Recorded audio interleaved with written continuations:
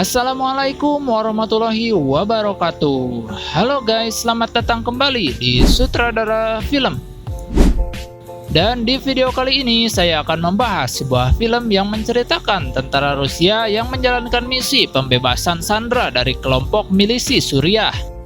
Dan bagaimana keseruan ceritanya? Tonton video ini sampai selesai. Cerita diawali dengan memperlihatkan kelompok pasukan elit bernama Storm dari Rusia yang sedang melakukan latihan simulasi teknik pembebasan Sandra sebagai upaya penanganan konflik bersenjata kontra terorisme. Cerita berlanjut dengan memperkenalkan Ivan, sang komandan pasukan tersebut, di mana setelah menyelesaikan latihan, ia pun mengikuti sebuah rapat dari pimpinan komando mengenai permasalahan serius di lapangan berkaitan dengan dua orang tentara yang hingga saat ini masih dalam penyekapan milisi bersenjata di negara Suriah. Dalam sebuah video amatir, milisi tersebut meminta uang tebusan sebanyak $300.000 dan tentu saja itu bukan jumlah yang sedikit. Hal itu kian dipersulit dengan masalah rute menuju lokasi penyekapan bernama Manbij kini sudah dalam pengawasan militer Amerika. Meskipun begitu, pihak komando akan tetap mengirimkan tim penyelamat sementara berkaitan dengan uang tadi, Ivan akan membantu dengan cara mengumpulkan donasi dari beberapa pengusaha kenalannya. Sebagai anggota pasukan elit yang pernah menjadi anak buah si korban dalam menjalankan misi yang sama, tentu saja Ivan bisa membayangkan kengerian saat pertempuran berlangsung sampai hal itu terbawa mimpi karena Ivan terus membayangkannya.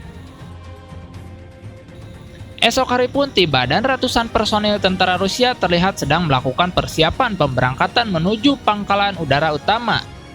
Dan juga Ivan yang sudah memiliki paspor beserta tanda pengenal sebagai jurnalis sekaligus kameramen film dokumenter.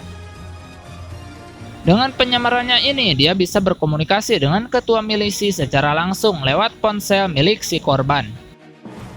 Tiba di pangkalan tujuan, salah satu tentara bernama Wahyu nampak begitu senang sudah berkenalan dengan Ivan.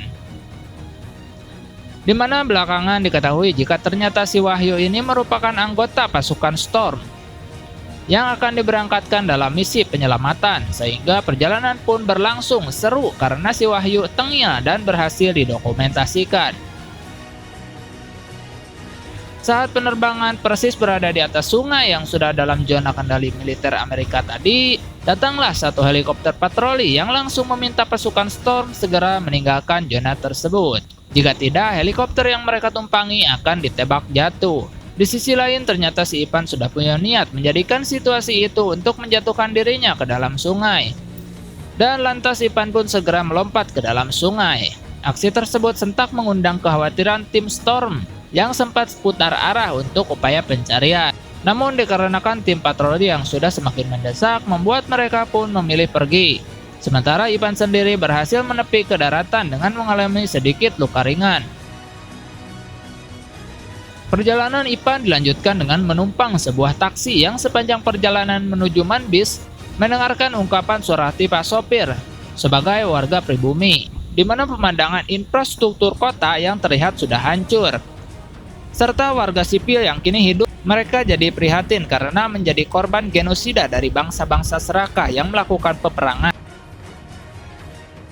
Lalu kemudian Ivan diperkenalkan pada seorang pemuda setempat yang kemudian membawanya ke sebuah tempat jualan senjata bekas.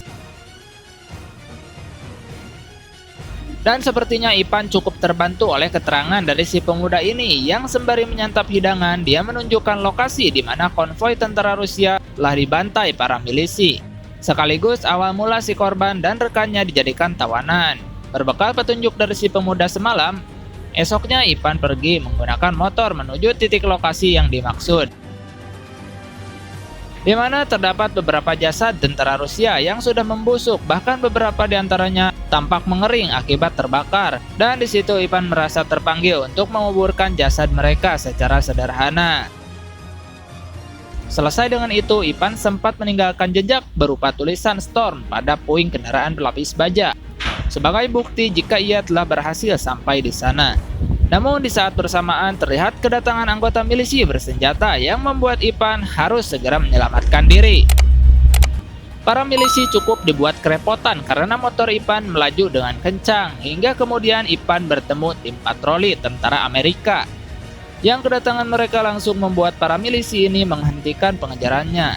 Setelah memperlihatkan kartu identitas dirinya, Ipan langsung dibawa masuk ke dalam kendaraan patroli dan menjelaskan bahwa ia datang dari Eropa untuk bertemu milisi terkait rekan jurnalisnya yang diculik. Beruntung Stephen sebagai pemimpin regu tersebut meresponnya dengan baik, di mana tak hanya mengajak Ipan bermalam di markas mereka, tapi bahkan bersedia mengantarkannya ke lokasi tujuan esok pagi.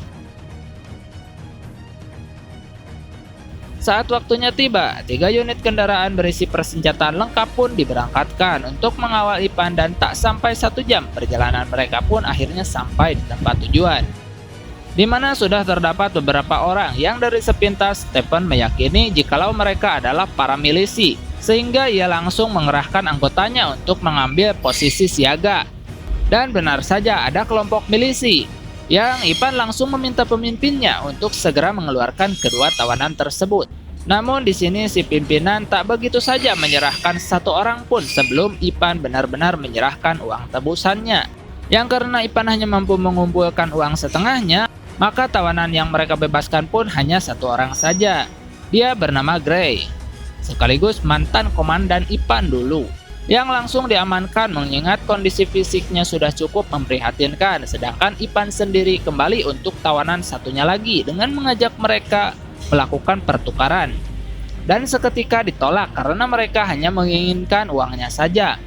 Namun alih-alih pergi, Ipan justru menentang mereka dengan menyebut bahwa prajurit Rusia pantang pulang sebelum membebaskan tawanannya, dan terjadilah baku tembak di sana.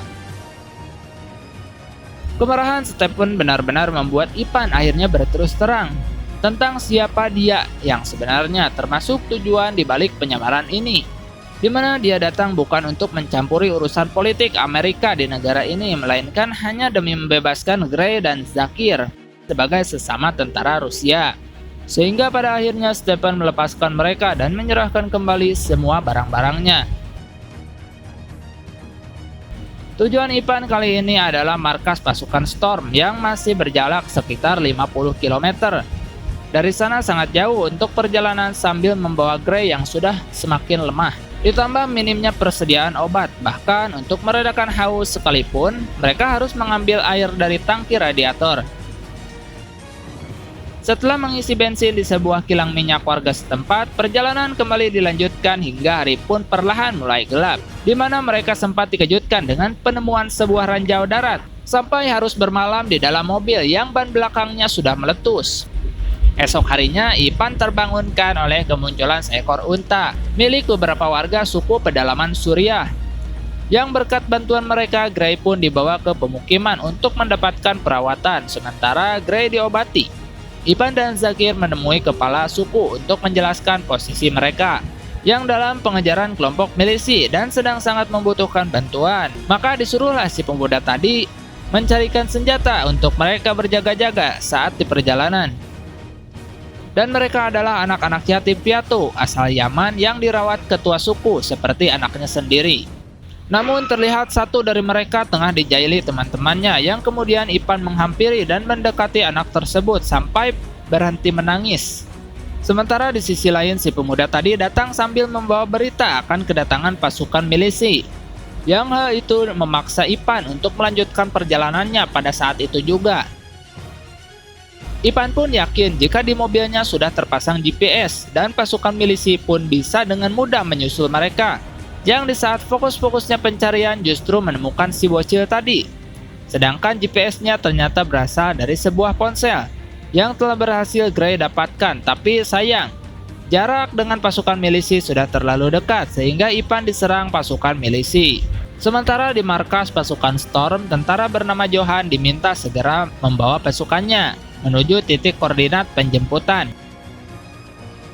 Sementara di sisi lain, Ipan memilih berhenti dan menjadikan runtuhan bangunan sebagai tempat berlindung, serta tak lupa menaruh dulu ponsel GPS tadi, yang ketika pasukan milisi berusaha mendekatinya, tiba-tiba chemistry antara Ipan dan Zakir terbangun sangat baik, di mana dengan skill serta keberanian level pasukan khusus, Mereka terus memancing pergerakan kelompok milisi untuk terus menyerang hingga berhasil mendapatkan tempat perlindungan yang dirasa lebih aman.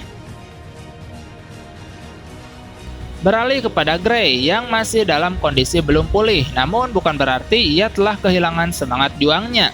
Buktinya, ia langsung menyerahkan jam tangannya untuk dijadikan mainan si bocil, sementara ia sendiri meminta diambilkan senjata dan memutuskan pergi ke jantung pertempuran walau berjalan sambil merangkap.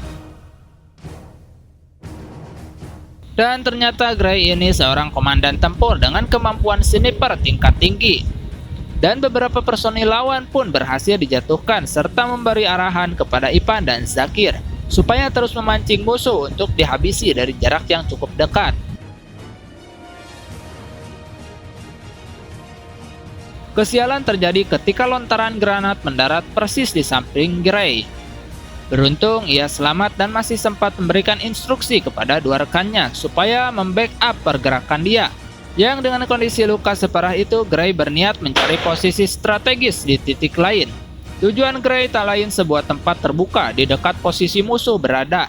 Hal itu sontak memancing kedatangan mereka yang berpikir bahwa Gray sudah menyerah, dan ketika musuh tengah mendekat, tiba-tiba Gray meledakkan ranjau tersebut. Serangan musuh belum berhenti meski tak sebrutal tadi, namun di situ tak ada pilihan lain bagi Ipan dan Zakir selain melawan. Sambil berusaha pergi dari lokasi tersebut, sampai akhirnya bantuan dari pasukan Storm pun tiba di sana dan berhasil meluluh lantahkan musuh tanpa tersisa. Dengan bendera yang Ipan temukan dari tempat pemakaman tentara Rusia tadi, pasukan Storm akhirnya mendaratkan helikopternya, yang di situ si Wahyu pun langsung mengenali Ipan dan mengevakuasi mereka untuk mendapatkan penanganan medis. Dan film pun selesai. Sekian dan terima kasih telah menonton video ini. Saya pamit. Wassalamualaikum warahmatullahi wabarakatuh.